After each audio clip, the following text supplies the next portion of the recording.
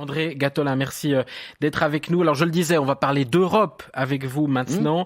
On va parler Union européenne plus précisément. Une union qui vit des temps mouvementés. On l'a encore vu cette semaine avec le divorce douloureux du Brexit. Et puis il y a la pandémie, bien sûr, qui a rien arrangé. Vous êtes donc sénateur français, membre de La République En Marche, et vous venez de publier un ouvrage intitulé Europe, rallumer les étoiles, avec le journaliste Richard Verly, que l'on reçoit de temps en temps sur nos ondes. Alors, rallumer les étoiles, pourquoi ? Parce que vous le dites, l'Europe va mal. Vous parlez d'un continent blessé, d'une Europe en panne. Vous écrivez « L'année 2020 restera certainement dans les annales comme celle marquant l'entrée de deux terribles astres noirs au sein d'une galaxie Europe déjà éprouvée. » Bref, André Gattolin, une Union européenne en déclin, c'est ça votre constat ? En tous les cas, en danger sérieux, parce que c'est vrai que on a tendance à dire régulièrement attention, l'Europe est à un tournant, si elle ne réagit pas, elle risque de s'effondrer. Mais c'est vrai que cette année 2020, à la fois c'est le phénomène du Brexit, donc c'est une amputation, 67 millions d'habitants, une économie puissante qui se retire de l'Union. C'est la première fois dans l'histoire, je dirais, expansionniste depuis le marché commun qu'on a ce phénomène-là. Et puis, on a aussi ce coronavirus qui perturbe. Alors, d'habitude, les grandes pandémies, depuis plus d'un siècle, elles touchaient les pays peu développés, on va dire les pays du tiers-monde. Et là, on a une épidémie qui frappe très fortement les pays développés, l'Europe, l'Amérique du Nord.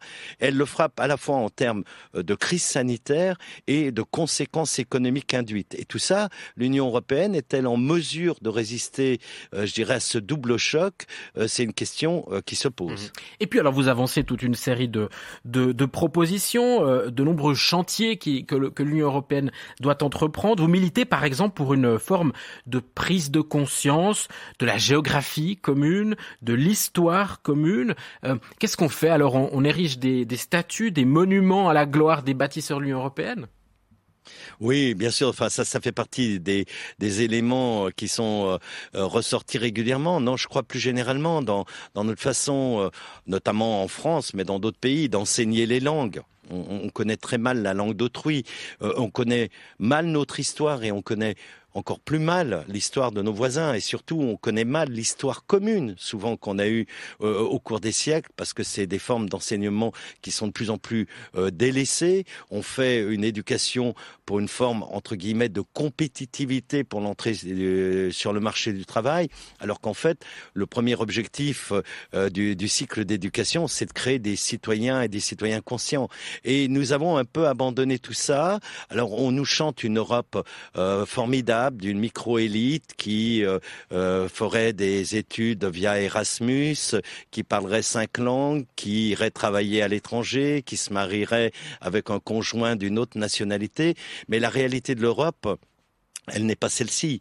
Ce n'est pas aux gens d'aller à l'Europe. L'Europe doit venir aux gens et je crois qu'effectivement, par la culture, par l'enseignement, l'information aussi, on doit mettre un peu plus d'Europe ou en tous les cas, un peu plus de compréhension des liens et des parties d'histoire commune que nous avons ensemble et que l'on oublie parce qu'on nous parle d'une Europe très institutionnelle, très économique et cette dimension culturelle, à mon sens, et civilisationnelle, elle est centrale si on veut enfin avoir des gens qui se sentent européens et non pas simplement des institutions européennes. Mais est-ce qu'il n'y a pas plus fondamentalement des problèmes structurels, notamment de déficit démocratique ? Vous rappelez notamment que dans la prise de décision, aujourd'hui, c'est en gros un État, une voix. Donc qu'est-ce qu'il faudrait ? Il faudrait que les gros pays aient plus de poids dans la prise de décision ? Alors, c'est une des thèses que je développe dans ce livre, c'est que quand le marché commun s'est créé en 1957, la communauté européenne s'est créée, il y avait 6 États. En fait, il y avait déjà 3 États, la Belgique, le Luxembourg et les Pays-Bas, qui étaient déjà une sorte de marché commun à travers le Benelux. Et donc, on avait en gros 4 partenaires pour un projet économique à l'époque relativement restreint, qui était de poids économique et démographique assez équilibré. Et puis, au fur et à mesure de cette course vers l'élargissement, sont arrivés de nouveaux États, souvent assez petits. On a gardé le même mode de fonctionnement, c'est-à-dire que aujourd'hui, entre l'Allemagne, le pays le plus peuplé, et le pays le moins peuplé, qui est Malte, on a un rapport de 1 à 186. Mais au moment du Conseil européen ou des grandes décisions, eh bien, Malte a, sur beaucoup de sujets stratégiques, un droit de veto. Si Malte ou un autre pays dit je ne veux pas avancer, eh bien, tout le processus européen est bloqué. Donc, je crois qu'il faudrait avoir un vrai fédéralisme, c'est-à-dire que le fédéralisme, partout dans le monde, donne des poids entre les différentes entités. Ce n'est malheureusement, moi je trouve pas le cas aujourd'hui au niveau de l'Union européenne. Et puis on parle d'État et on oublie les régions et les pays qui sont fédéraux, comme l'est la Confédération helvétique, mais je pense aussi la Belgique, qui a un système avec 3 polarités. Eh bien, on néglige un peu ces demandes, ces aspirations spécifiques qu'il y a à l'intérieur des États. Et on a oublié les régions, on a oublié aussi les appartenances individuelles, c'est-à-dire les citoyens doivent aussi pouvoir, à un moment, un peu comme en Suisse, à travers des votations, s'exprimer directement sur ce qu'ils veulent pour l'Europe. Et vous osez effectivement le mot référendum. André Gattolin, il y a quelqu'un qui vous écoute attentivement, c'est vous, Claude Nicati. Bonsoir. Bonsoir messieurs. Ancien conseiller d'État neuchâtelois, nommé récemment à la vice-présidence du NOMES, le nouveau mouvement européen suisse, un club d'Euro-turbo, presque une espèce en voie de disparition en Suisse, j'ai envie de dire ça. Cette Europe telle qu'elle existe aujourd'hui, Claude Nicati, avec ses crises telles qu'on vient de la décrire avec André Gattolin, elle vous fait vraiment encore rêver ? Alors, je ne sais pas si c'est cette Europe-là qui nous fait rêver. Respectivement, je vais être encore plus carré dans mon propos. Cette Europe-là ne fait pas rêver. Par contre, la Suisse vit une situation un petit peu particulière aujourd'hui. Et c'est ce qui motive, ce qui inspire, si je puis dire, les gens qui, comme moi, sont qualifiés d'euro-turbo. Je pense qu'il faudra peut-être réduire un petit peu la puissance du turbo parce que, au plan temporel, on n'y arrivera en tous les cas pas demain. Se disent qu'aujourd'hui, on est peut-être dans une drôle de situation en Suisse où nous avons des euros très sceptiques, où nous avons un accord cadre qui devrait être conclu parce que nous sommes au milieu de l'Europe, qu'on le veuille ou non au plan géographique. Nous vivons avec l'Europe, nous vivons de l'Europe, l'Europe vit aussi avec la Suisse. Et on n'arrive pas à régir notre relation avec cette grande entité qui nous entoure. Et on verra peut-être un jour que la voie bilatérale chérie des Suisses aujourd'hui n'est peut-être pas la solution et que peut-être un jour on devra se reposer la question de ne plus avoir uniquement un strapontin, j'allais dire au niveau de l'Europe, mais un vrai siège qui fait que quand on se lève, eh bien le siège ne se rabat pas de côté et surtout qu'on le retrouve quand on revient. Expression image de Micheline Calmiret, je crois. Exactement. Donc oui à l'adhésion, Claude Nicati. Oui, la Suisse doit relancer le processus d'adhésion à l'Union européenne. Mais je crois qu'on y sera contraint. Pourquoi ? Parce que quand je vois aujourd'hui les chaises musicales au niveau des secrétaires d'État qui sont en négociation avec l'Europe, et puis bien sûr on est arrivé dans une impasse maintenant, tous les partis politiques le disent. Donc cette voie, cet accord cadre, je l'imagine mal. En tout cas, sous la forme actuelle, voir le jour. La population suisse s'y opposera. Donc on va arriver à la situation suivante. Pas d'accord cadre, mais rien à côté. Et le rien à côté, nous serons une croisée des chemins.